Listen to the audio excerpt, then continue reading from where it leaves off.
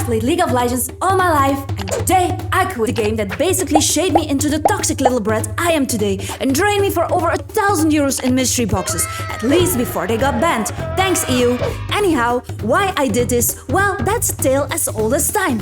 A new game, of course. You see, the months before I came to an existential crisis, I fell into the content trap of OnlyFans. No, not the one with Tyler 1 dying on Baron. I am talking about the OG one, the year before. For those living under a rock and who have no clue what I'm talking about, it's basically a bunch of streamers hyping up a 20-year-old game that released a new game mode called Hardcore. And of course, I had to find out for myself what this game was all about.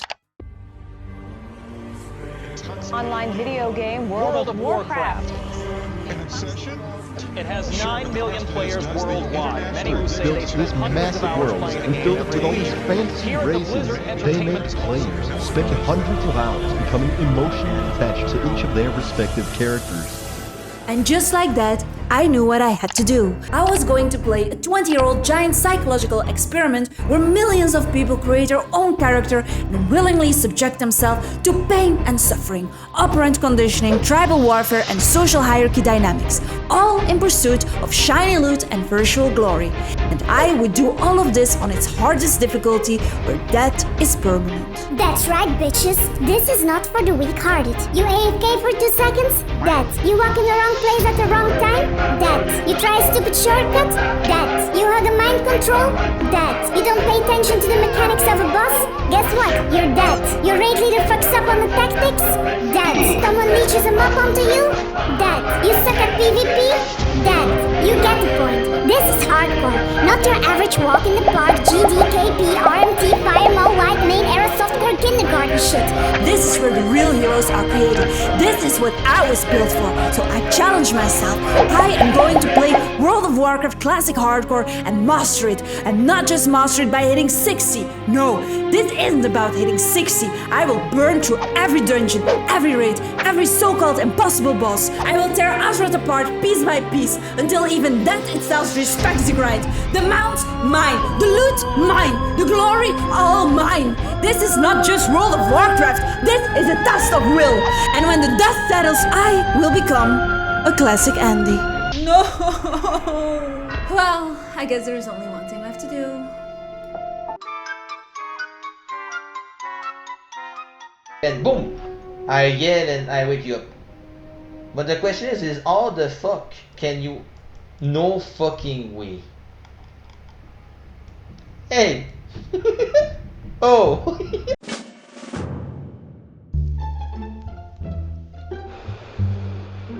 So here I sit, in my own disappointment, somewhere in a realm far, far away, reflecting on my excellent life decisions and how I lost 5 full days of my life playing this dogshit game. Anyway, as my tragic little tale approached its inevitable conclusion, I realized I still want to become a classic hardcore Andy, which meant returning to my favorite part of hardcore WoW, character creation, be gameplay. 10 out of 10. So, what am I playing this time? Well, I can go back to being a gnome. I mean, besides the fact that their heads are basically 80% of their entire body mass, they can jump over anything, can see over anything, every mob is basically out of line of sight. So I think to myself, maybe a horde race, one of the bad guys. A troll warrior perhaps. After all, they used to be night elves from the Alliance, so I've been told. Of course, then I'll have to get used to their mount bobbing me out of my sanity. Like, who even developed this? Like, boing, boing, boing? So, no, not a troll. Maybe an orc hunter. Like, that could be cool. Riding a wolf while having a wolf follow me. Very wolf-themed, very aesthetic. Of course, I have to get used to how fucking ripped they are. Like, I don't really want to log in to get body shamed by my own character model. Yeah, no, pass. That's it, a torn druid. Sure, I could embrace my inner cow and have an extra form to transform to, or, hear me out on this one. I could go undead rogue like the famous beekeeper. He'd stand to get shiny mounts, the loot, the gold, but on the dark side, he'd only release 1 video a year. So, screw it. Horges isn't for me. So, where was I? Oh yes, a night elf priest. Yes, pointy ears, slim and mystical, arrogant to the bones, perfect. I'll be that out-of-shape night elf in Gortshire giving unsolicited advice to anyone wandering to the basement of the Lion's Pride Inn. What's that? I need Fearward to join a guild? Wow! Nothing beats classic like getting rejected from a guild because I didn't pick the race with the correct button. Fine. A dwarf priest. Happy now? A nice mount, lots of utility, good survival. Wow, those are a lot of buttons. Way too much responsibility. I'm here to suffer, not to think. And then it hits me. The perfect class, the ultimate solution. As one fine gentleman once said, World of Warcraft is all about standing and hitting. And what better way to do so than by playing a human paladin? Welcome By to agreeing agreeing to to use use my my real real treat money, like you are shit. reading it Money. You have a small dick.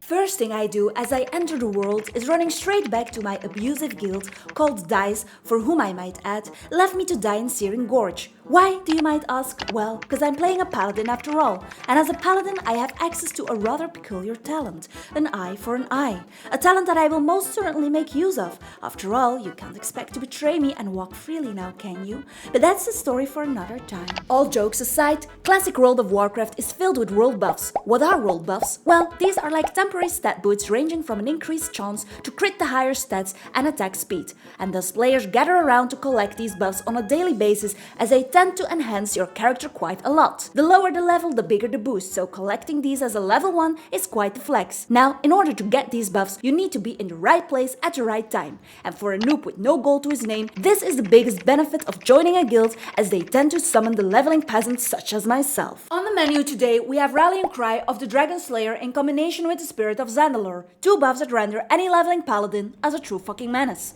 Of course, I was a tad disappointed when I learned there was no Rallying Cry being dropped. Fuck! But that's not an issue after all. With the improved movement speed and increased stats, nothing could stand in my way. I would descend to an unstoppable force.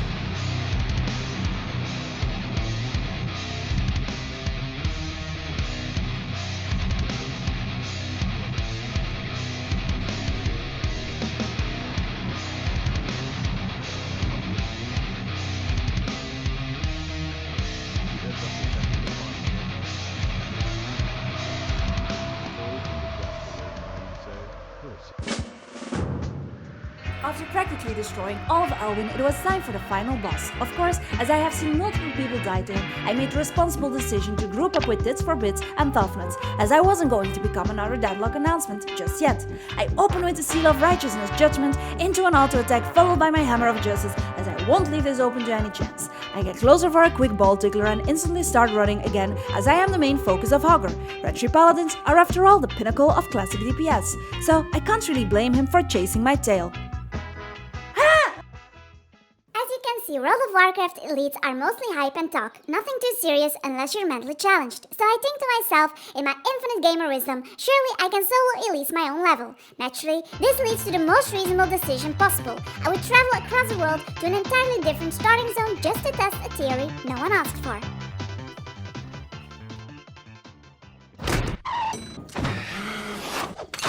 After nearly 25 minutes of walking simulation during which I questioned every life decision that led me to playing this game, I finally arrived at my next challenge. Here I open with a Seal of the Crusader Judgment, so that I can boost all my following damage. I right-click Fagash and hit him with an auto attack. He knocked me down, I hit him again into another Judgment. From here on, it's almost a stare down to whomever has the biggest balls. It has previously occurred to me that just maybe I might get screwed. Now, I'm not ready to part ways with my beloved paladin just yet, so naturally I have to drink one of my health potions to stay alive and continue the fight, as Fagash is only half HP so far, and I have no other potions to drink, so I reside to casting a Holy Light, a heal that will nearly bring me back to full HP. We share a few more auto attacks going back and forth until he knocks me down again, so naturally I go for another Holy Light, but this time I follow up with a stun into a Judgment and an auto attack, and boom, my first solo elite demolished.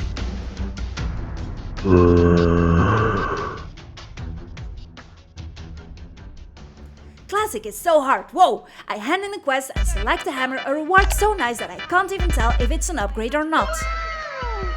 World of Warcraft at its core is about the noble pursuit of internet glory, vanity, loot, and external validation. By collecting upgrades, you can proudly demonstrate to other players exactly how much of a degenerate you've become. Loot, of course, comes from everywhere. You get it from quests, clearing dungeons, crafting from professions, buying on the auction house, from killing other players in PvP, straight up buying from other vendors, clearing slightly larger dungeons called raids, and occasionally the ground itself if you're lucky and undeserving. So, naturally, I was thrilled with my new mace. With that settled, I ventured deeper into Dunmorrow and learned my very first profession, mining, a skill that allows you to, and stay with me here, mine veins. Incredible stuff. While doing this, it occurred to me that there are many different nationalities playing on these servers, so I'd like to give World of Warcraft a small thumbs up for not discriminating against anyone. After finishing yet another starting zone, it was time for me to move onwards.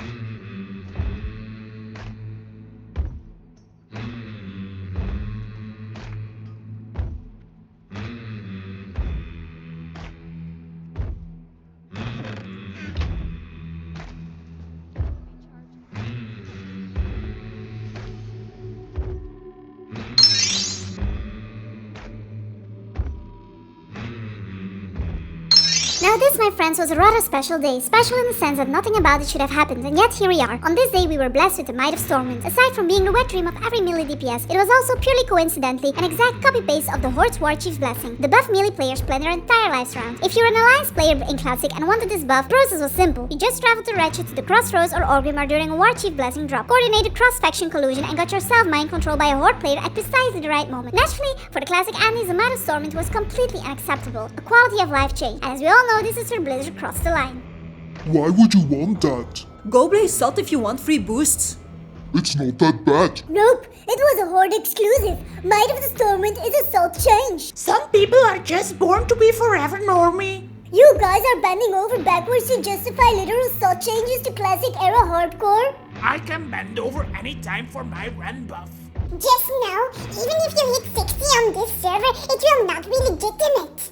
Had to G-quit so I wouldn't see the ugly new UI. Breaking news! All 60 characters on server not legitimate because Bab said so. Yeah, I hit 60 on hardcore with salt changes and retail UI. Yeah, that's only called softcore. Everyone is crying and I'm crying too. Report back for being delusional. However much I wanted to say that Bab died on his character in hardcore, he did in fact made it to level 60, albeit open for debate if it is actually legitimate.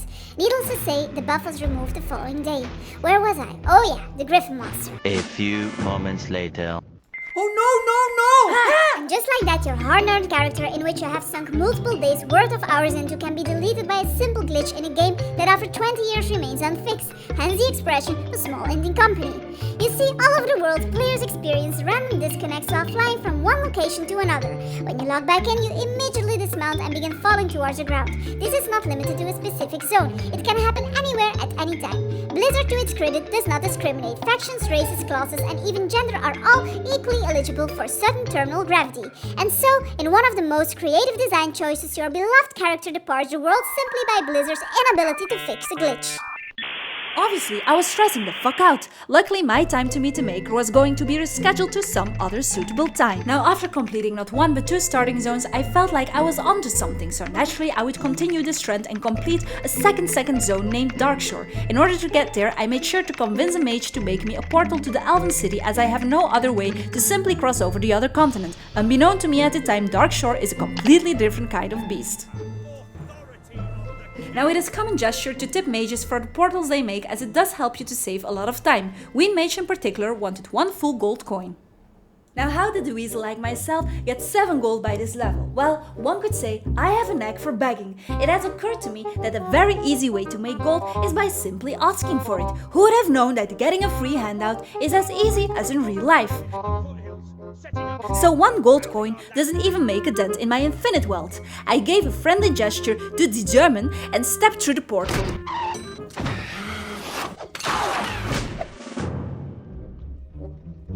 It has recently come to my attention that World of Warcraft is not in fact a complex MMORPG that Classic Andes insists it is. The game is at most an endless cycle. You arrive in a new city, you accept every quest, you kill 10 animals, you loot 10 animals, you return to the city to turn everything in, accept more quests, then go kill 10 slightly stronger animals. You also loot those. Your inventory fills up with junk you are emotionally attached to, so you return to the city to vendor it all, and then resume killing and looting animals until the zone reaches its narrative climax, where you are then sent off to a new city in the next zone to repeat the whole cycle. Unfortunately, due to my brain being rotted to the core by TikTok, I entered this loop on full autopilot and did not read the very clear instruction that this particular quest was meant to be done in a group. This realization occurs shortly after I engaged the enemy and learned that hardcore is not for the faint of heart. I must warn you, what you're about to see is peak Paladin gameplay.